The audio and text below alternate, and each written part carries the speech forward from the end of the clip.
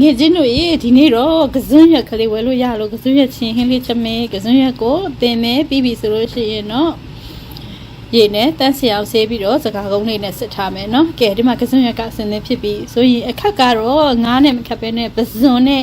ချက်မယ်ပစွန်းအခက်နဲ့ထည့်မယ်ပြီးပြီဆိုလို့ရှိရင်တော့အဓိကထည့်ချင်တာကတော့ငပိရဲ့နောက်ပြီးလို့ရှိရင်ဒါကတော့ငရုတ်သီးစိမ်းကျသွန်နီကျသွန်ပြူဒါကိုထောင်းပြီးတော့ထည့်မယ်ပြီးရင်ဒါကတော့ငပိနဲ့ငရုတ်သီးစိမ်းနဲ့ကျသွန်ပြူနဲ့ကျသွန်နီနဲ့ထောင်းမယ်ပြီးလို့ရှိရင်ဒီချင်းဟင်းထည့်မယ်ပြီးရင်ချင်းဟင်းဖြစ်တဲ့အတွက်ကြောင့်မလို့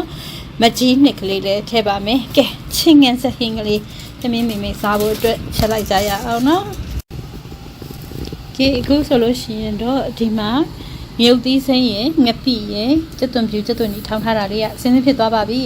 ဆိုရင်တော့စပြီးတော့ချက်လိုက်ကြရအောင်နော်မအောင်ဆုံးအိုကိုအောင်တဲမယ်ပြီးပြီဆိုလို့ရှိရင်တော့စီလေးနည်းနည်းတော့ထည့်မယ်နော်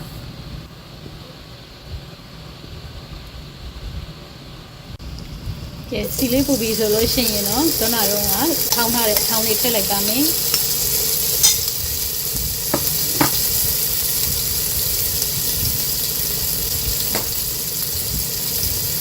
ဒါတော့သမင်းမှုတ်ထည့်လိုက်တာပါ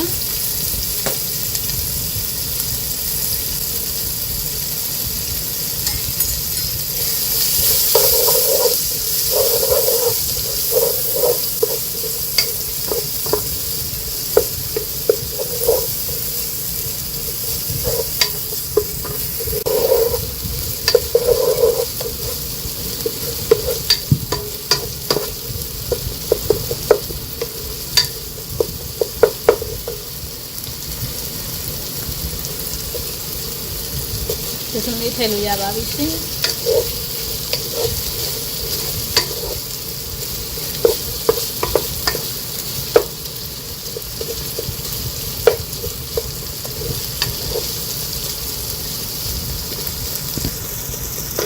အခုလိုမျိုးပစုံလေးနဲ့အရောင်ပြောင်းသွားပြီးတော့เนาะကောင်းကောင်းလုံးသွားပြီဆိုလို့ရှိရင်တော့ကစွန်းရွက်ထည့်လို့ရပါပြီ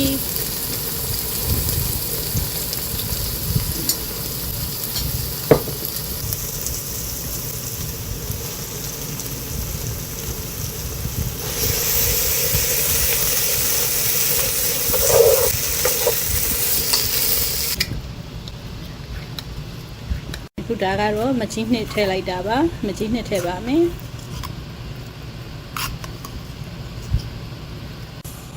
ပြီးရင်စားထည့်ပါမယ်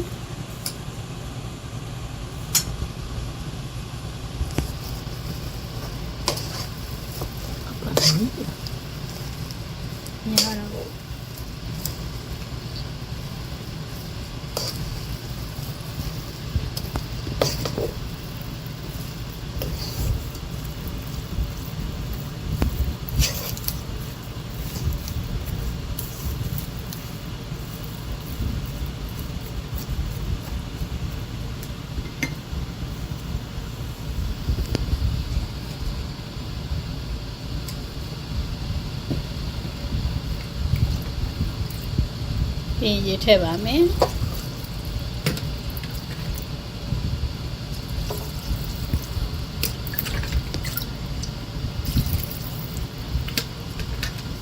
ခပ်ပြစ်ပြစ်လေးပဲချက်မယ်နော်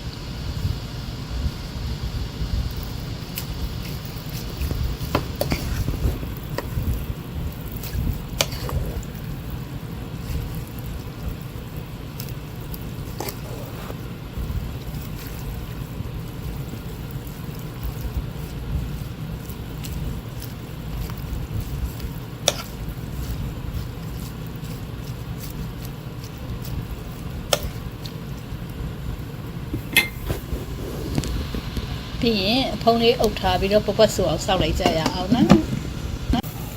ဝါနံလေးရမ်းမွေးနေပြီနော်ပပွက်ဆူလာပြီဒီချိန်မှာအရသာပြင်မယ်ကိုလိုချင်တဲ့အရသာလေးဖြစ်လားဆိုတော့မြည်ကြည့်မယ်နော်ပေါ့အငန်းအချင်းဒါကတော့ကိုယ့်ရဲ့စိတ်တိုင်းကြပြင်ပါမယ်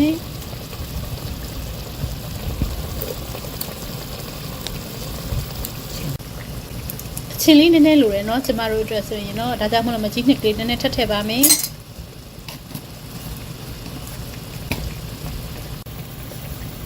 အနံ့လေးပုံမွှေးသွားအောင်လို့နည်းနည်းမင်းလေးအုပ်မယ်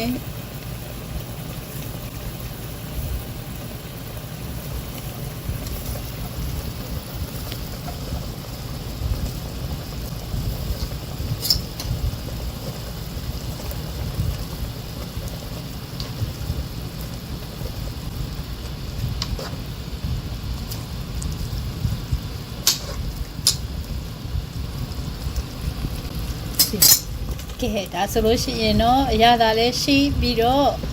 မင်းမိန်ရှင်ဟင်းလေးတစ်ခွက်ရပါပြီနော်မင်းသားတွေအတွက်ပြင်ဆင်ပေးလိုက်ကြရအောင်